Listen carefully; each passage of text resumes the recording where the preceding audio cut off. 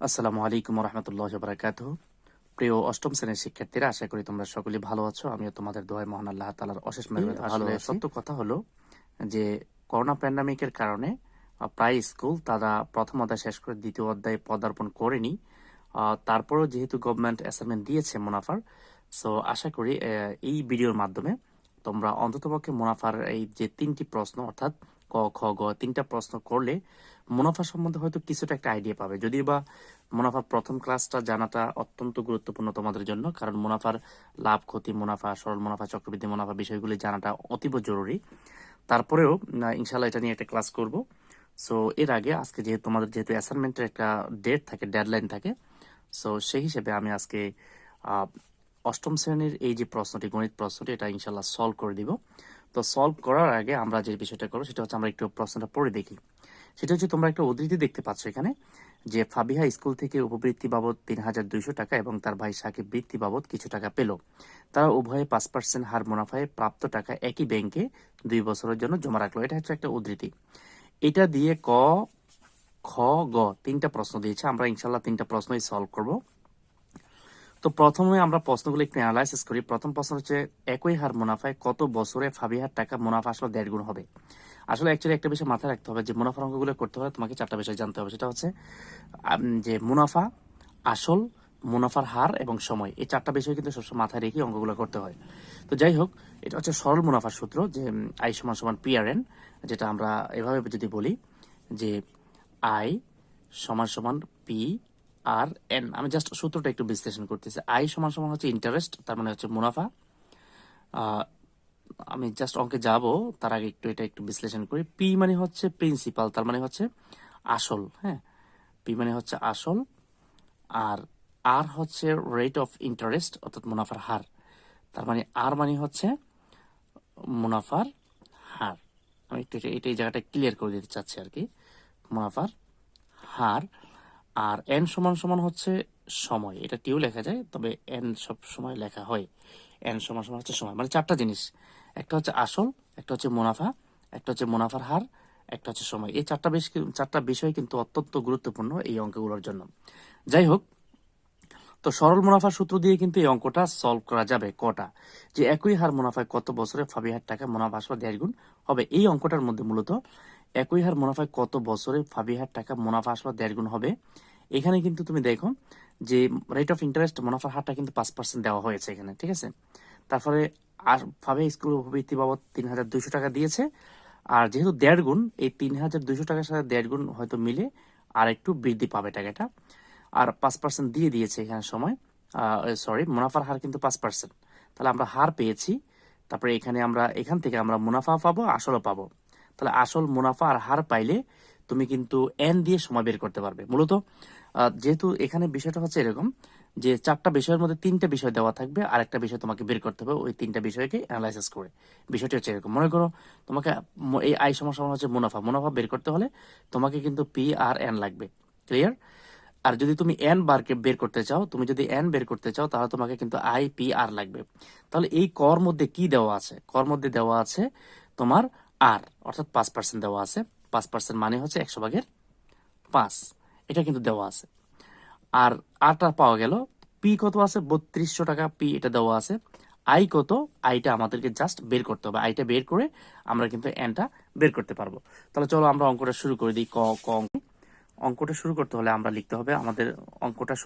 আমাদেরকে লিখতে হবে দেওয়া আছে। অর্থাৎ এই উদ্ধৃতির মধ্যে কি কি দেওয়া আছে আমরা সেই জিনিসটা একটু লিখে ফেলি। দেওয়া আছে মুনাফার হার। আমি বলছিলাম যে মুনাফার হার তোমাদেরকে যদি আমি আবারও দেখাই, এখানে মুনাফার হার হচ্ছে 5%। তোমরা নিচে দেখতে পাচ্ছ 5% মানে হচ্ছে, আমি এখানে লিখি যদি 5% মানে হচ্ছে 5/100, ঠিক আছে, 5%। তো দেওয়া আছে আর সমান সমান কত? দেওয়া আছে মুনাফার হার। আমি সরাসরি মুনাফার হার লিখছি। মুনাফার হার সমান সমান হচ্ছে 5%। আর এই 5% মানে হচ্ছে 100/5। আশা করি তোমরা বিষয়টি বুঝতে পারছো। তারপরে আসল কত দেওয়া আছে? আসল সমান সমান আমরা পি লিখতে পারি। পি সমান সমান হচ্ছে, তাহলে আমি বলেছিলাম 3000, যে 3টা বিষয় থাকবে, থাকবে, একটা বিষয় বের করতে হবে। কিন্তু আমাদের এই অঙ্কটাতে বলেছে যে কত বছরে, অর্থাৎ বছর বের করতে বলছে, এন বের করতে বলছে। তার মানে আমরা কিন্তু মুনাফার হার পেয়ে গিয়েছি, তারপর আসল পেয়ে গিয়েছি। এবার আমাদেরকে মুনাফাটা বের করতে হবে, ঠিক আছে? তো মুনাফা আসল তো কত, মুনাফা আসল কত? মুনাফা আসল কিন্তু এক জায়গায় আছে, ঠিক আছে? মুনাফা আসল, মুনাফা আসল হচ্ছে ৩,২০০ এর ১.৫ গুণ, অর্থাৎ ১.৫ মানে হচ্ছে ১/২ তো আমরা যদি এটাকে একটু ক্যালকুলেশন করি তাহলে যে সিম্পলি যেটা এর মানে হচ্ছে আসলে গুণ, আর এখানে ১/২ তো এখানে হচ্ছে ৩২০০ ইন্টু ২ কত, ৩/২। আচ্ছা, সমান সমান, এবার দেখো ২ দিয়ে যদি আমরা এই ৩২০০ কে কাটি তাহলে কত হয়? ১৬০০। এই ১৬০০ টাকা, ঠিক আছে? এই ১৬০০ কে তুমি ৩ দিয়ে গুণ দিলে ৩ × ৪,৮০০ টাকা। তাহলে এটা হচ্ছে তোমার কি? এটা হচ্ছে তোমার মুনাফা আসল। এবার মুনাফা আসল থেকে মুনাফাটা বাদ দাও, অর্থাৎ তোমার আসল তো কত আছে? ৩২০০ টাকা আছে। তো মুনাফা আসল থেকে তুমি যদি আসলটাকে বাদ দিয়ে দাও তাহলে থাকবে কি? মুনাফা। তাহলে এখানে আমরা লিখতে পারি তাহলে মুনাফা সমান সমান, মুনাফা সমান সমান হচ্ছে আই সমান সমান কি? P R N. ওকে, বা আমরা তাহলে তাহলে মুনাফা সমান সমান কি? মুনাফা সমান সমান হচ্ছে এ মাইনাস পি। এ মানে হচ্ছে মুনাফা আসল, আর সেখান থেকে যদি আমরা আসল বাদ দিই তাহলে আমরা বিষয়টি পেয়ে যাচ্ছি। তাহলে আমি লিখতে পারি এ সমান সমান হচ্ছে কত? ৪,৮০০ টাকা মাইনাস পি হচ্ছে ৩,২০০ টাকা সমান সমান ১৬০০ টাকা। এটা হচ্ছে তোমার মুনাফা। তাহলে তুমি তিনটা জিনিস কিন্তু অলরেডি পেয়ে যাচ্ছ, অর্থাৎ তুমি এখানে কি কি পাইলা? তুমি এখানে মুনাফা পাইলা, তারপরে আসল ৩২০০ টাকা পাইলা, এখানে ৩২০০ টাকা কিন্তু তুমি আসল পেয়েছো, আর এখানে ৫% পাইলা। তার মানে তুমি মুনাফার হার পেয়েছো, আসল পেয়েছো এবং মুনাফা পেয়েছো।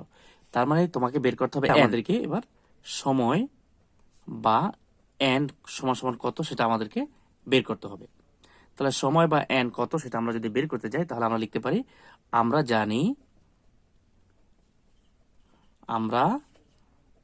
জানি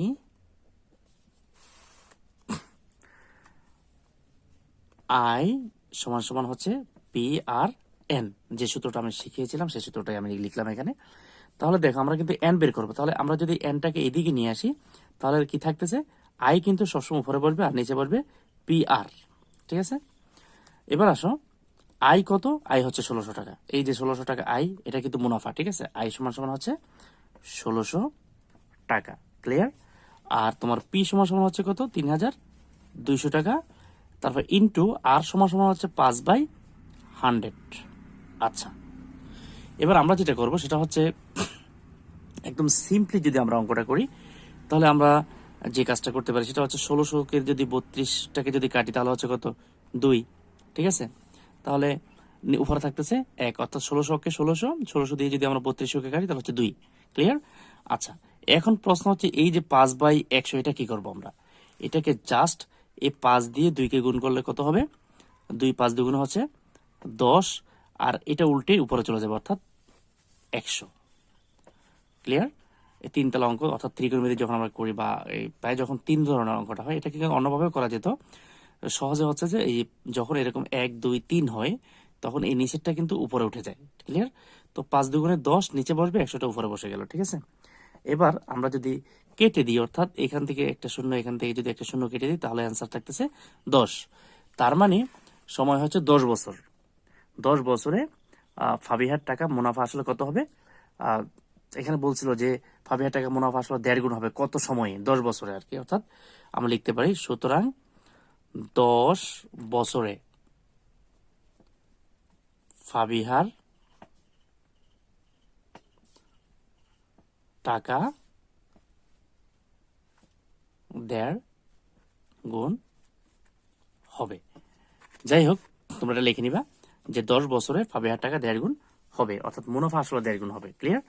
তো যাই হোক প্রিয় শিক্ষার্থী, তোমরা প্রথম যেটা একটু তোমাদের কাছে পেস মনে হলো আমি বিষয়টা একটু ক্লিয়ার করে দিচ্ছি। মূলত এখানে আয় সমান পি আর এন বিষয়ে তোমাকে মাথায় রাখতে হবে। এখানে কি কি দেওয়া আছে, মুনাফার হার দেওয়া আছে, আসল দেওয়া আছে এবং মুনাফা আসল কত সেটা দেওয়া আছে এখানে। তো আমরা এখান থেকে মুনাফা আসল 4800 টাকা পাইলাম। 4800 টাকা থেকে মুনাফা আসল যেহেতু 48 টাকা, তাহলে আমরা জানি এ হচ্ছে এই মুনাফা আসলটা বোঝাই এ দিয়ে, মাইনাস পি হচ্ছে আসল। তাহলে এ যদি 48 টাকা হয়, এখান থেকে পি আসলটা বাদ দিলে মুনাফাটা পেয়ে যাচ্ছি। তাহলে আমরা তিনটা জিনিস আমাদের লাগবে, সেই তিনটা জিনিস আমরা পেয়ে গিয়েছি। একটা হচ্ছে মুনাফার হার, এটা যে 100/5, আরেকটা হচ্ছে আসল 3200, একটা হচ্ছে মুনাফা 1600। তার মানে তিনটা জিনিস যদি আমরা পাই, বাকি তিনটা জিনিসকে ইউজ করে আরেকটা জিনিস আমরা বের করতে পারি। তার মানে আই সমান পি আর এন, আমাদের এন বের করতে হবে। এনটাকে আমরা এই পাশে নিয়ে আসলাম, আইটাকে যদি ওই পাশে নিয়ে যাই তাহলে আই উপরে থাকবে, পি আর নিচে থাকবে। আই হচ্ছে 1600 টাকা, পি হচ্ছে 3200 টাকা, আর হচ্ছে 5/100। তাহলে আমি 1600 দিয়ে যদি 3200 কাটি তাহলে হচ্ছে 2, 5 দুগুণে 10, আর 100কে উপরে তুলে দিলে হচ্ছে উপরে 100, একটা একটা শূন্য কেটে দিলে থাকতেছে 10। দ্যাটস মিন 10 বছরে ফাবিহার টাকা মুনাফা আসলে কত হবে, 1.5 গুণ হবে। তো প্রিয় শিক্ষার্থী, আশা করি তোমরা বিষয়টি বুঝতে পারছো। যদি না বুঝো কোথাও, তাহলে অবশ্যই কমেন্টে লিখবে, তাহলে অবশ্যই বুঝিয়ে দেওয়া হবে।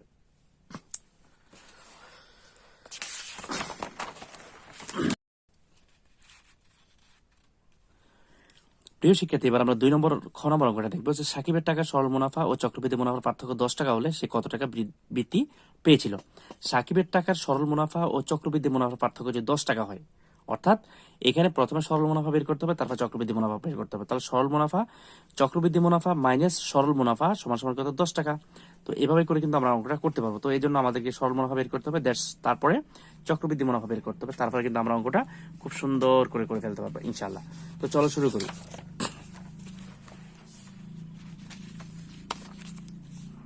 আচ্ছা, মনে করি সাকিবের টাকা পি। এখানে কিন্তু সাকিবের টাকা দেওয়া নাই, তাহলে আমরা লিখতে পারি যে মনে করি আমরা লিখতে পারি মনে করি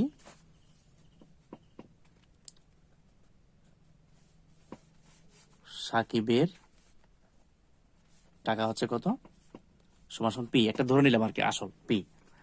সাকিবের টাকা পি। মুনাফার হার কত, মুনাফার হার তো দেওয়াই আছে, একই হার যেহেতু, তাহলে মুনাফার হার তো অবশ্যই দেওয়া আছে এখানে। তো মুনাফার হার হচ্ছে কত, 5%। মুনাফার হার হচ্ছে 5%, মানে কি বলো, 100/5। সময় কত, সময় 2 বছর। তোমরা অবশ্যই প্রশ্নটা সাথে রাখবা, সময় হচ্ছে 2 বছর। আমি একটু আগে বলছিলাম যে তিনটা জিনিস লাগে সেখানে, একটা হচ্ছে পি আসল, একটা হচ্ছে মুনাফার হার, তারপর একটা হচ্ছে সময়। তার মানে তিনটা যদি জিনিস থাকে তাহলে আমরা কিন্তু আয় বের করতে পারবো। ক্লিয়ার? আয় যদি বের করতে চাই তাহলে আমি একটা কথাই বলি যে দেখো, আয় সমান সমান হচ্ছে পি আর এন। ক্লিয়ার? তাহলে তোমাকে অবশ্যই চারটা জিনিস জানতে হবে। এই তিনটা জিনিস থাকলে একটা জিনিস বের করা যায়। যেহেতু এখানে তিনটা জিনিস আছে, তাহলে আমরা আয় বের করতে পারবো। আমরা জানি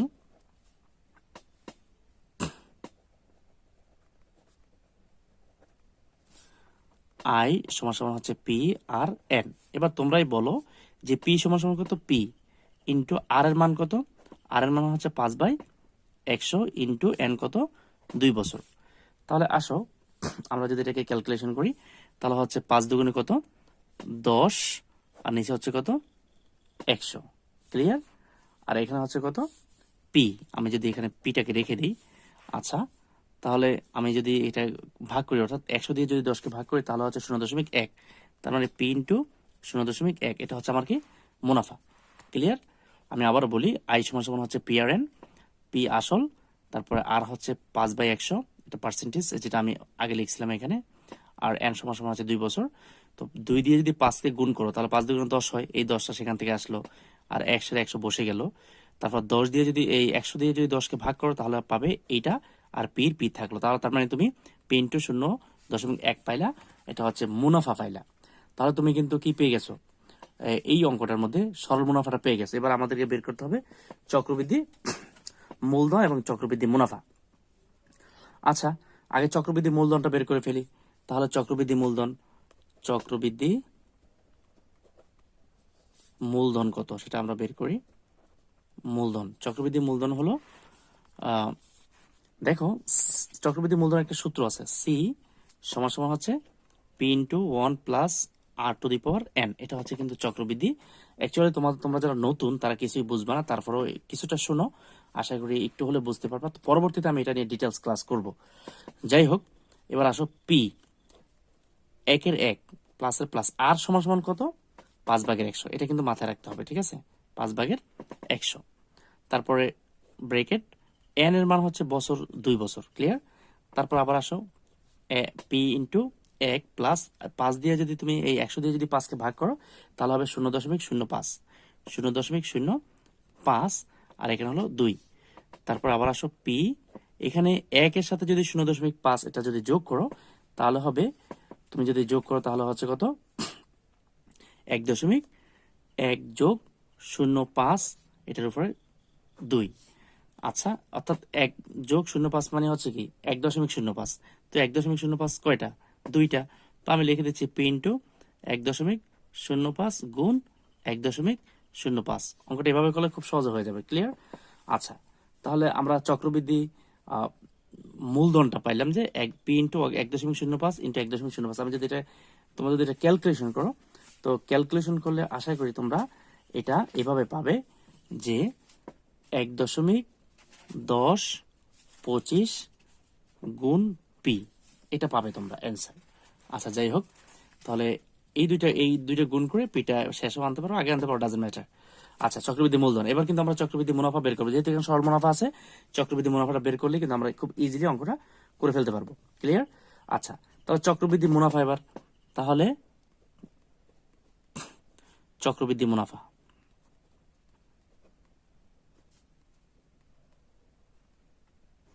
চক্রবৃদ্ধি মুনাফা কত দেখো, এটা হচ্ছে চক্রবৃদ্ধি মূলধন, এটা থেকে মুনাফাটা বাদ দিলেই হয়ে যাবে। তাহলে চক্রবৃদ্ধি মুনাফা কত হচ্ছে আমাদের 1 আচ্ছা, চক্রবৃদ্ধি মুনাফার সূত্র যেটা সেটা যদি আমি লিখে ফেলি সি মাইনাস পি, এটা হচ্ছে চক্রবৃদ্ধি মুনাফার সূত্র, সি মাইনাস পি। তাহলে সি কোনটা, সি তো হচ্ছে এটাই, এই যে সিটা যেটা আমরা করলাম এটাই তো সি। সি মানে কত, সি মানে হচ্ছে 1.1025 ইন্টু পি, ঠিক আছে, মাইনাস পি। তো পি মানে কত, 1 ইন্টু পি মানে কি একটা পি আর কি, একটা পি এখানে থাকবে, ঠিক আছে।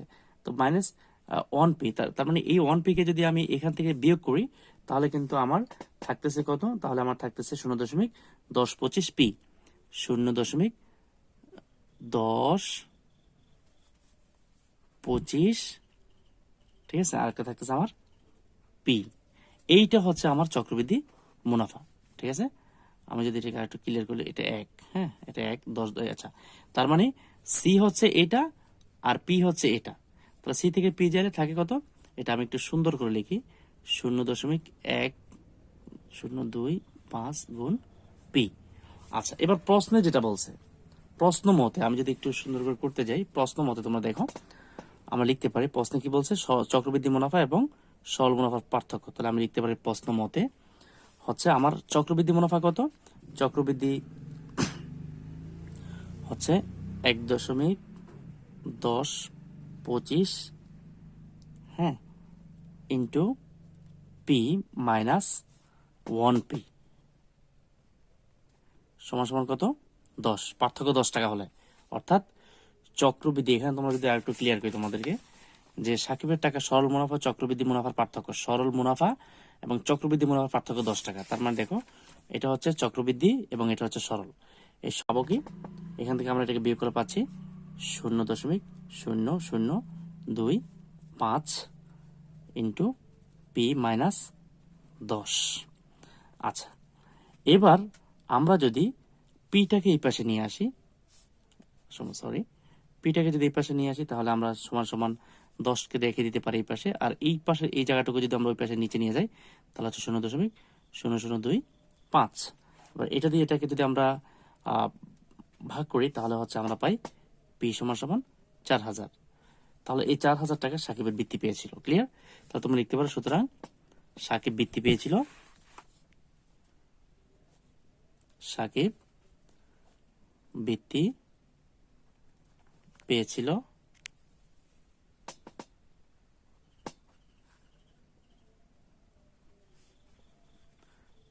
4000 টাকা। আচ্ছা, এই তো যাই হোক, তুমি একটা স্ক্রিনশট দিয়ে নিয়েও দেখতে পারো, আমি তোমাকে স্ক্রিনশট নেওয়ার জন্য একটা সিস্টেম করে দিচ্ছি, এভাবে হলে করে নিয়ে তারপর তুমি অ্যানালাইসিস করে দেখতে পারো, ইনশাআল্লাহ অবশ্যই পারবে আশা করি। তারপর চলো, তো পরবর্তী অঙ্কটি আমি একটু 2টা লাইন করেছি যাতে করে তোমাদের একটু সময় কম লাগে। যাই হোক, খতে প্রাপ্ত আমরা কিন্তু সাকিবের বৃত্তি পেয়েছিলাম 4000 টাকা, আর ঘড়ির মূল্য হচ্ছে 4,000 টাকা। অর্থাৎ সাকিব যে টাকাটা দিয়ে যে টাকা সে বৃত্তি পেয়েছিল সেই টাকাটা দিয়ে কিন্তু ঘড়ি কিনছে। তার মানে 4,000 টাকা বৃত্তি পেয়েছিল, 4,000 টাকা দিয়ে ঘড়ি কিনছে। 15% লাভে যদি বিক্রি করে তাহলে হচ্ছে 100 যোগ 15, মানে বিষয়টা হচ্ছে এরকম, যখন লাভ হয় তখন 100 সাথে যোগ হবে, আর যখন লস হবে তখন 100 থেকে ক্ষতি হবে। তো 100 যোগ 15 মানে হচ্ছে কত? 115 টাকা। তো 115 টাকা হচ্ছে কি বিক্রয় মূল্য। তো ক্রয় মূল্য 100 টাকা হলে বিক্রয় মূল্য কত? 115 টাকা। সবসময় একটা জিনিস মাথায় রাখতে হবে, যে জিনিসটা বের করতে বলবে সেটা পরে হবে। তার মানে ক্রয় মূল্য আমি লিখতে পারি যে ক্রয় মূল্য যদি কত হয়, 100 টাকা হলে বিক্রয় মূল্য কত? বিক্রয় মূল্য হচ্ছে 115 টাকা। ক্লিয়ার? আচ্ছা, ক্রয় মূল্য যদি 1 টাকা হয় তাহলে বিক্রয় মূল্য হচ্ছে কত? ওই এই পাশে যেটা আছে সেটা সবসময় কিন্তু এই পাশে যেটা আছে এটা সবসময় উপরে বসে, ঠিক আছে? 115 আর নিচে হবে কত? 100। আর ক্রয় মূল্য যদি কত হয়, 4,000 টাকা হয়, তাহলে বিক্রয় মূল্য হচ্ছে কত? এই 4,000 উপরে বসবে, তারপরে হচ্ছে ইন্টু 1,1,5 আর নিচে হচ্ছে 100। ক্লিয়ার? আচ্ছা, আমরা যদি এদিকে কেটে দিই, 2টা শূন্য কেটে দিই, এদিকে 2টা শূন্য কেটে দিই, তাহলে থাকতে 40 এবং 115, অর্থাৎ 40 গুণ 1,1,5 সমান সমান হচ্ছে 4,600 টাকা। ক্লিয়ার? তো আশা করি তোমরা বিষয়টি খুব সহজে বুঝতে পারছো। এই অঙ্কটা একদম সহজ। যাই হোক, তাহলে তার 15% লাভে যদি সেই ঘড়িটা বিক্রি করে তাহলে তার বিক্রয় মূল্য হবে কত? 4,600 টাকা। তো প্রিয় শিক্ষার্থী, আশা করি তোমরা ক খ গ অবশ্যই বুঝতে পেরেছো এবং আগামী ক্লাসের জন্য অবশ্যই চোখ রাখবে খন্দকার একাডেমিতে। আর এই ভিডিও থেকে যদি তুমি বিন্দু পরিমাণ উপকৃত হও তাহলে অবশ্যই চ্যানেলটিকে সাবস্ক্রাইব করবে। আসসালামু আলাইকুম রহমতুল্লাহি ওয়া বারাকাতুহু।